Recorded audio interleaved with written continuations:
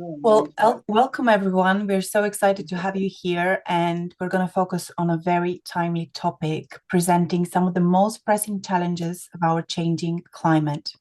As extreme heat becomes one of the fastest growing global risks, its impact extends far beyond physical health. He influences how people think, make decisions, interact with others, and respond during emergencies, affecting individuals, communities, workplaces, and critical services. We have a fantastic speaker today, Stephen Crimando, who is a principal and founder of behavioral science applications and has decades of experience. I'll let him speak about all of his wonderful experience. But Steve, tell us, what's the temperature in New Jersey right now?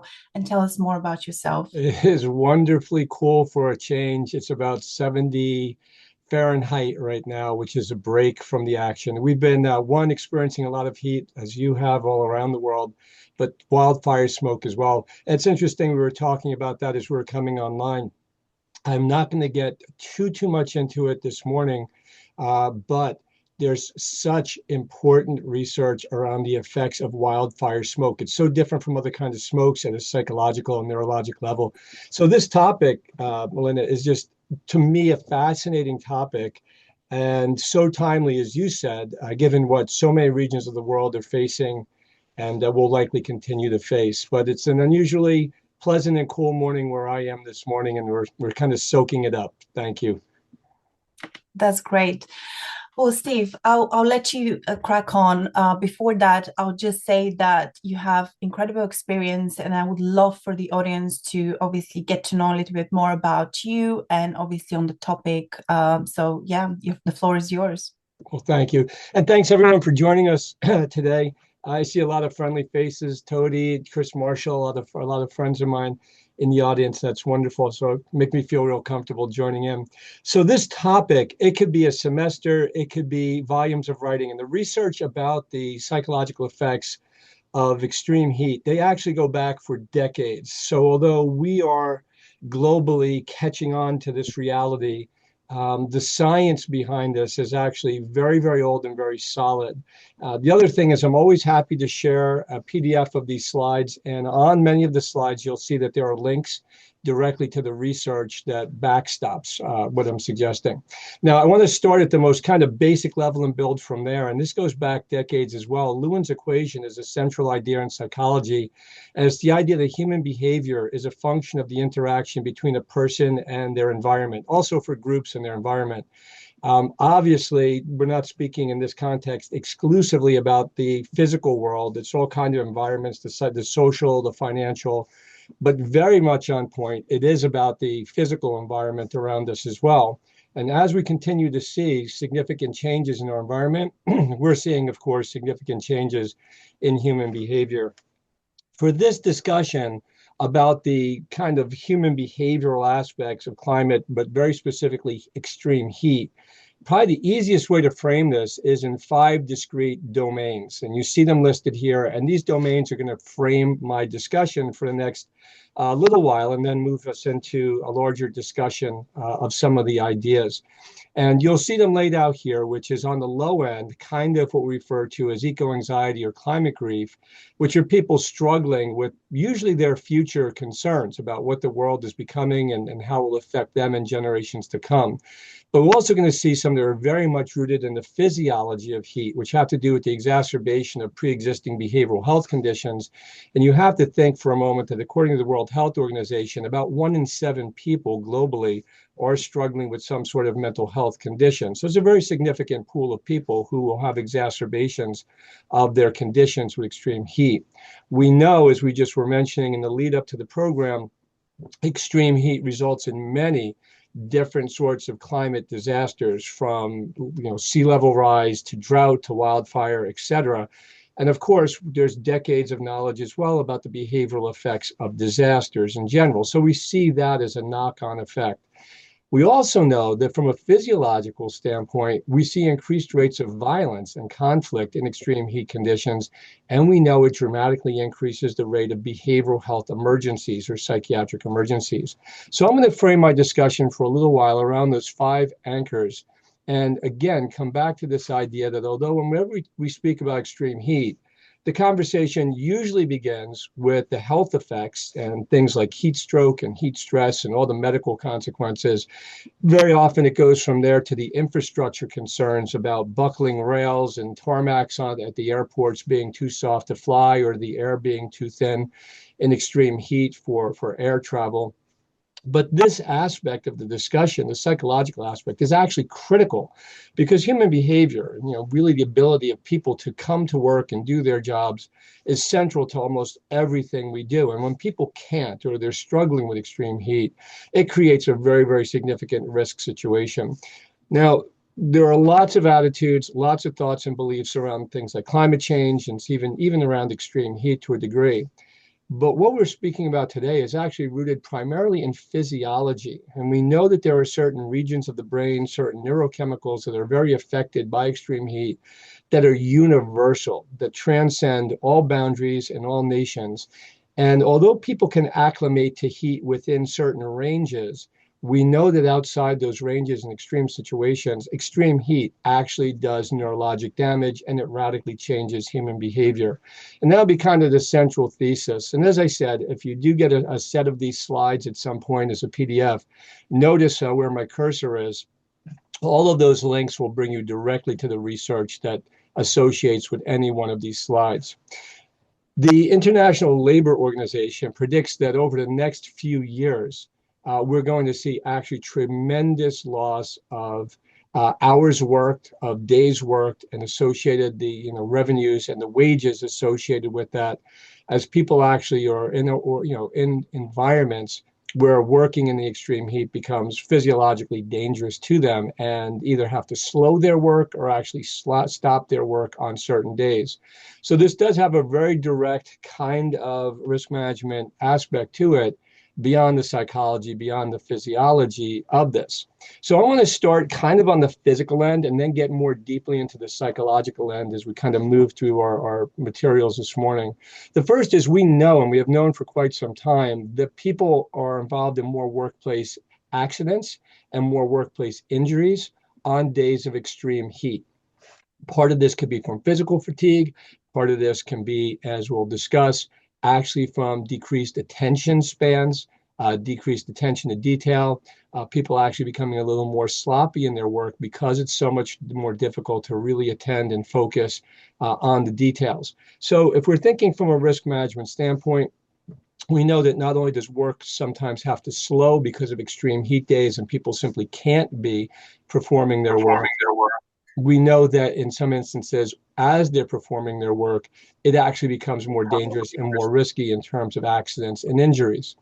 We also know that as the globe warms, we have people in different regions of the world who are simply going to have to leave those areas, the idea of eco-migration, for a number of different reasons, and actually move on to try to find literally greener pastures. Places where they could safely work, they could safely settle themselves and their families. And that could be to drought and wildfire, it could be to sea level rise, all sorts of different reasons that drive this migration.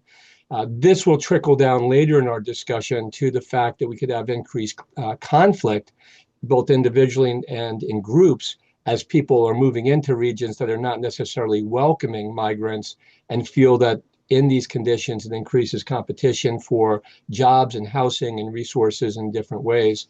But in different parts of the world, as it continues to warm and work conditions continue to change, it increasingly becomes difficult to retain and to recruit workers to keep people in the workforce. As we start to kind of move into the behavioral range, both in terms, and I'm going to share the ideas here between very basic human behavior, what people do and don't do in high heat conditions, and the behavioral health aspects, meaning more mental health. We know this actually drives an increase in suicide rates, increases hospitalizations both for medical and for mental health conditions. And as I mentioned, for a number of different reasons that we'll get more deeply into in a few moments, it increases the potential for conflict and violence. Some of this stems from difficulties in quality of sleep, which degrade cognitive ability and result in a number of emotional changes.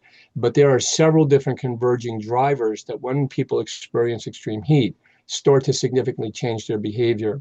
Now, as I said kind of at the onset, if we think about the workplace, if we think about our societies, human behavior is very central to everything, again, that we have to think about. Certainly, as I said, physical impacts on the environment, infrastructure impacts, but the human element in this way is very, very significant. We know as we have changes in the environment, two things that are happening in this domain of grief and loss. One, as you've just witnessed in many countries, again, around the world, as we're experiencing this season in the Northern Hemisphere, excess numbers of deaths that are associated with high heat situations. Certainly we could document this compared to statistical norms and see a spike in deaths over, these heat periods of heat. For individuals, for families, obviously those sudden losses of loved ones in these heat waves results in significant grief and a shock. Not expecting an otherwise fairly healthy person to succumb to the heat, living, in their different housing conditions. So we have that sort of grief. But you have also a future-oriented grief, which they refer to today. It's a very new word that's developed in psychology, the word solastalgia, which is really kind of a loss of place. As people look around, and I saw this in the chat window, where John said, greetings from the Emerald Island, which is looking very brownish. And we see people again saying, my home has changed. My home in this region that has suffered wildfires, we're never going to be able to move back to that community. That kind of loss. Or if we move back, it's going to be decades if it really recuperates. Or the community never came back quite the same way in terms of residents who weren't able to return. So you have this both backwards looking mourning of what has been lost, and you have this future anxiety about how the climate continues to change and what people anticipate. When we think about this, as I mentioned, we could look statistically, you could see the numbers of deaths approximated in parts of Europe, in different regions of the world, as we experience these high heats. And we've had some tremendously difficult summers. The summer of 2022, for example, was devastating in Europe with more than 67,000 excess deaths associated with heat. So this one aspect, you have a population and you have a workforce who are affected by grief and the traumatic loss of loved ones during these very extreme heat waves. And then, as I said, you have this future looking as well. One thing, again, that we do have to anticipate is the possibility of actually mass casualty events on days of extreme heat.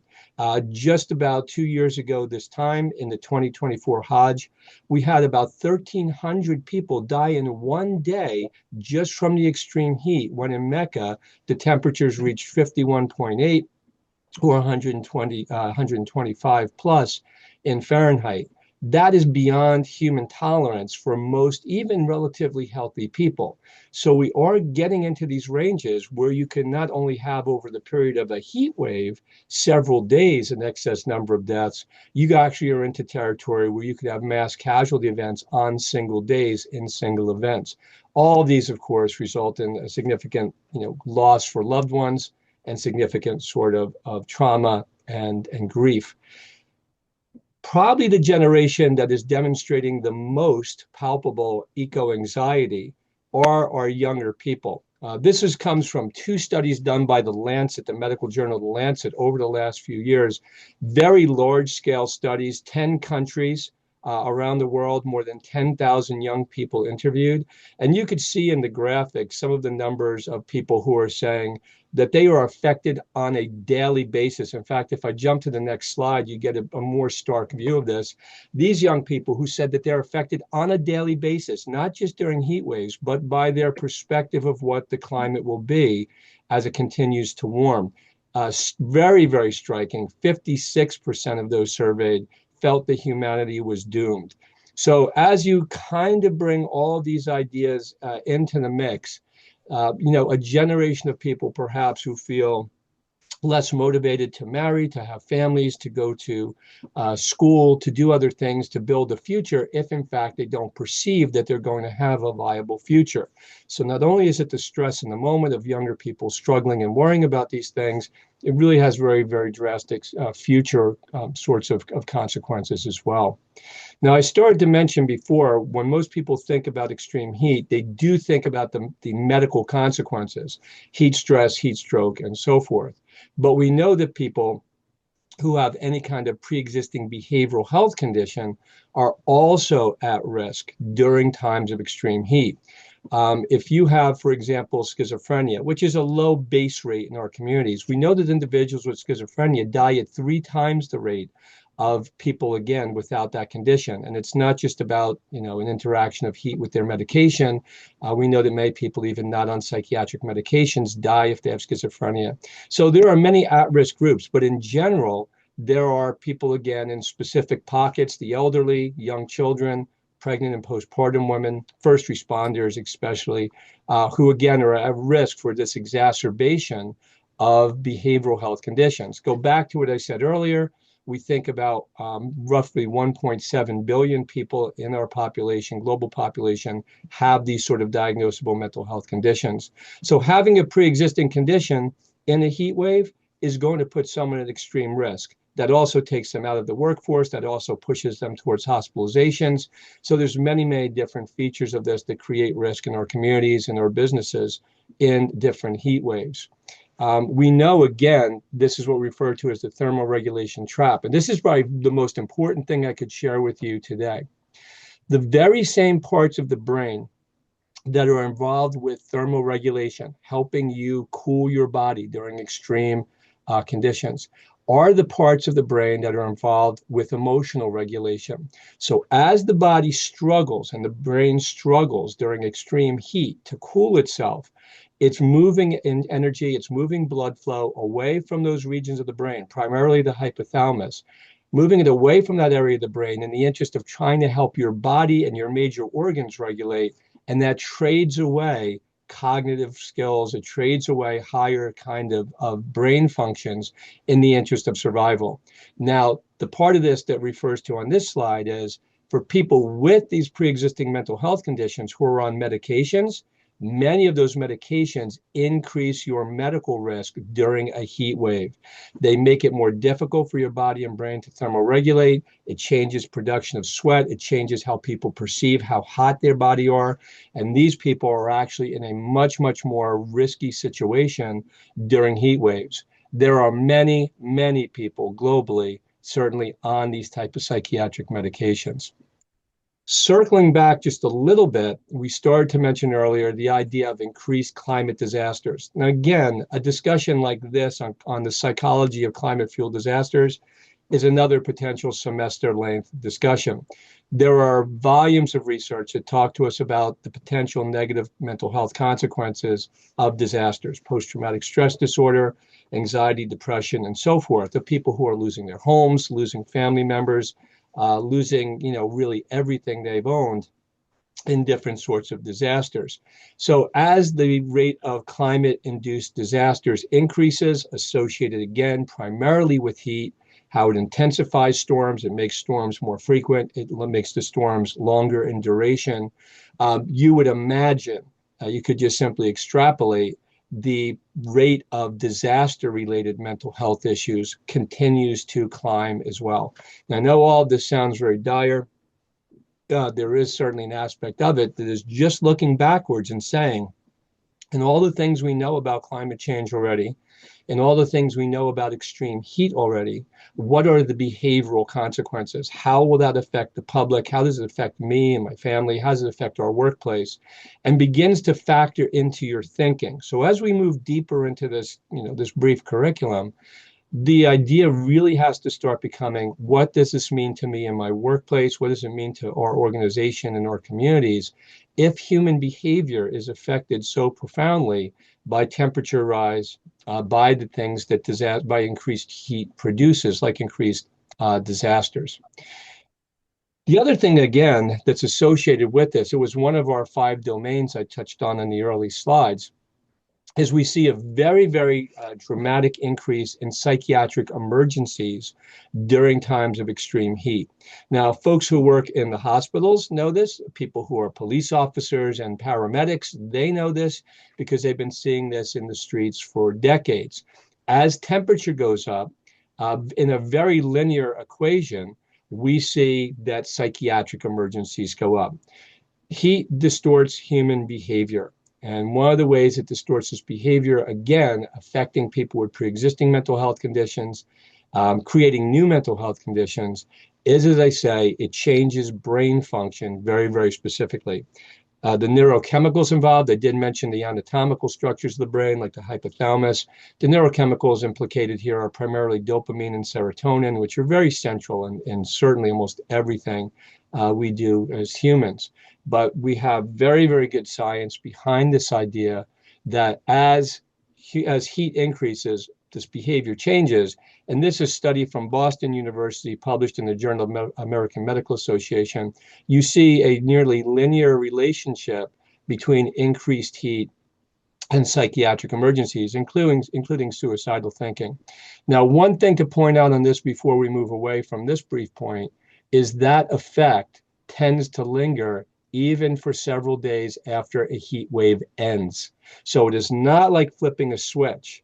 It begins very quickly once a heat wave begins, but it does not end. And that really has to do with the body core temperature cooling. And depending how people live and what type of setting they live in, their access to air conditioning, how hot that their living arrangements become. Some of these places do not cool down at night very well. And of course, you're familiar with the idea of urban heat islands in those places where there's a lot of pavement, a lot of building. Those areas retain a lot of their heat overnight and they don't necessarily cool down the same way. So an individual's core body temperature stays very hot. All of this contributes to psychiatric emergencies that require more hospitalizations, the disruption of someone's life, the increased costs around that, and of course, put people at risk. The other thing that's associated is regardless if someone has a psychiatric condition or not, we know that extreme heat degrades cognitive functioning. I mentioned this a little bit when I started to talk about the increased rates of accidents in the workplace and injuries during days of extreme heat. But we know cognition starts to fade. Many of us have had this experience in very hot days, but simply can get to a point where it is difficult for people to think straight. And in those conditions, certainly it becomes difficult to maintain your situational awareness. It becomes difficult to process new information. So people's kind of thoughts and brain functioning gets more rudimentary, gets more basic when they're in extreme heat. And it gets hard for them to think through, difficult problems. We also know that it increases risk-taking behavior. This associates with cognition, as I mentioned. And people who would not otherwise take certain risks, again, become more likely to take those risks in high heat condition.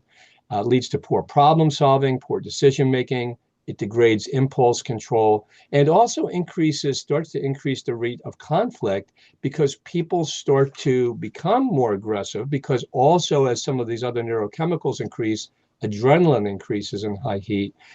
People start to perceive others around them as becoming more aggressive, even if they're not, which increases the potential for conflict.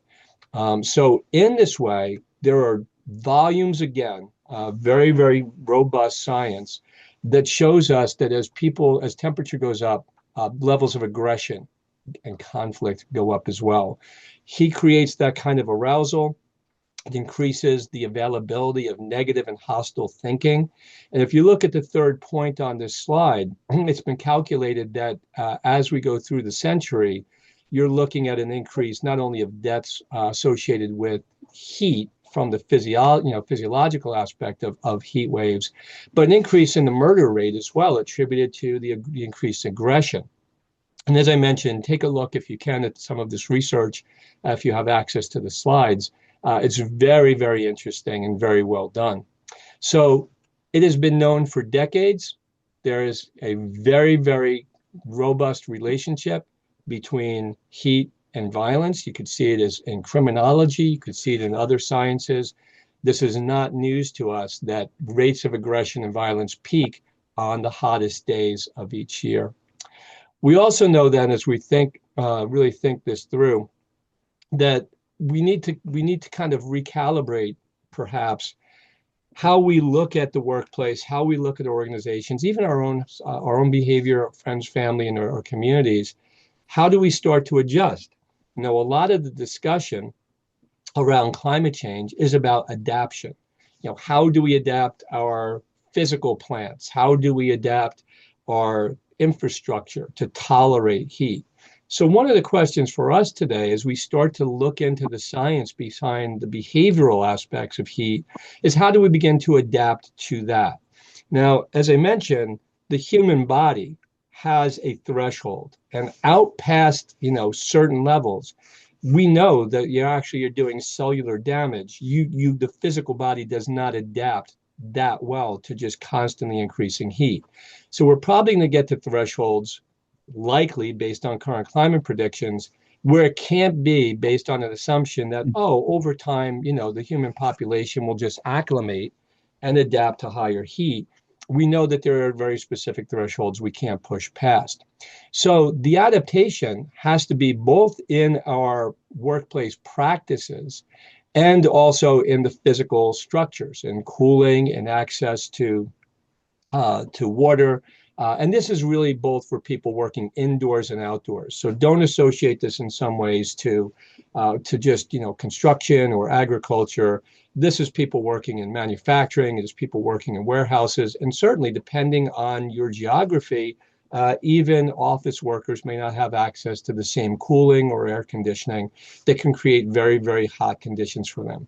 So there are places where, yes, we do have to anticipate the infrastructure needs. We do have to anticipate the cooling needs.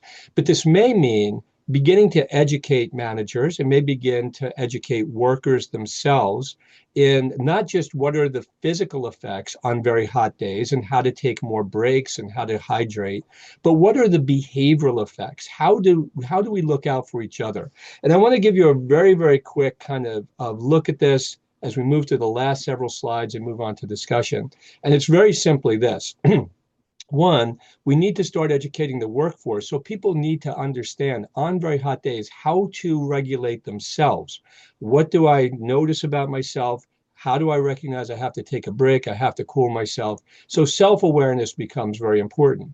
Two are kind of a buddy system where coworkers and others are looking out for each other, because a person who's starting to becoming affected cognitively often doesn't recognize that in themselves. And it really relies on someone else saying, hey, are you okay? You're not acting like yourself. You're not seeming to make sense right now. Can we take a break? Can we get you cooled off? And lastly, from a management and supervisory structure, looking out not just for the at-risk individual, looking out for the group, but also being aware of the environment, that on certain days when we expect to have high heat, do we change our management practices? Do we change our hours of operation? How do we acclimate our approach to work in these situations? So this means for all of us across the disciplines, starting to be more cognizant of heat as a stressor, as a systemic stressor, of understanding we're on different days and different times of the years. This is going to create increased friction for us in our workforce. It's going to increase risk in different ways. And what do we start to do to educate our systems and educate our managers and ultimately the workforce about what these behavioral risks look for? We can't ignore this. This is just plain physiology, as I said, in terms of this. And it doesn't really depend on someone being robust or being tough or being committed to their work and being able to push through hot days.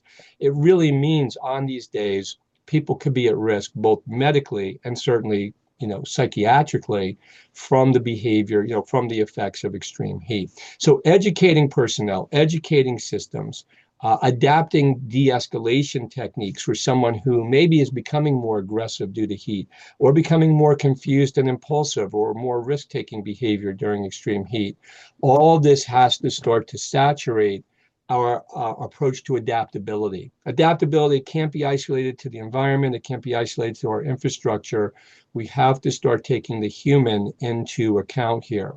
And when we think about this, this begins as we mitigate all risks of educating people as we onboard them. Hey, we work in a hot environment. There are times a year where it becomes very hot here. This is how we change our approach to work, our hours, our break times, what we expect of people in high heat days, because the high heat days are going to continue to come.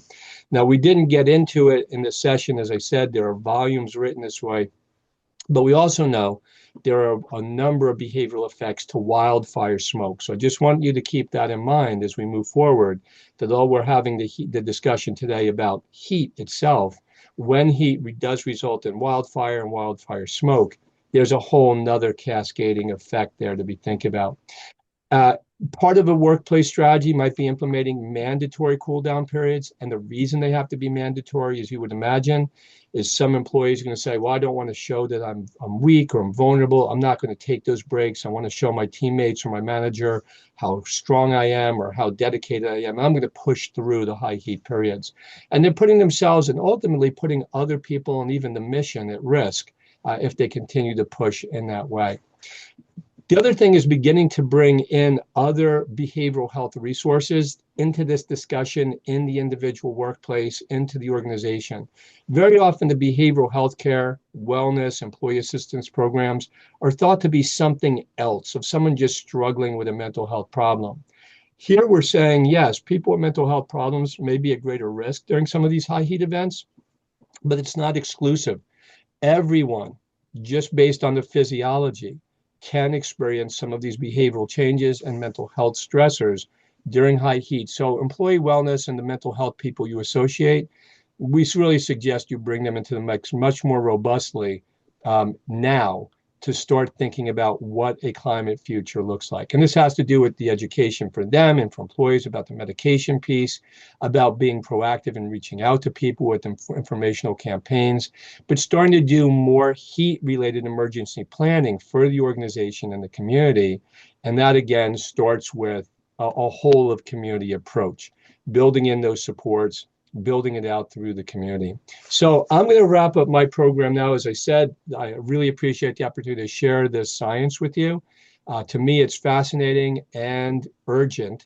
But as we know, and I've tried to lay out a little bit for you this today, this heat aspect on the behavioral science aspect of it is very, very significant, and I believe needs to be incorporated into all our policies, plans, procedures, and even as you build exercises, tabletops and otherwise, factor in how would this same scenario look if it unfolded during a heat wave? How would people's behavior change? How would the workforce change? And begin to more realistically estimate what our challenges look like under high heat conditions.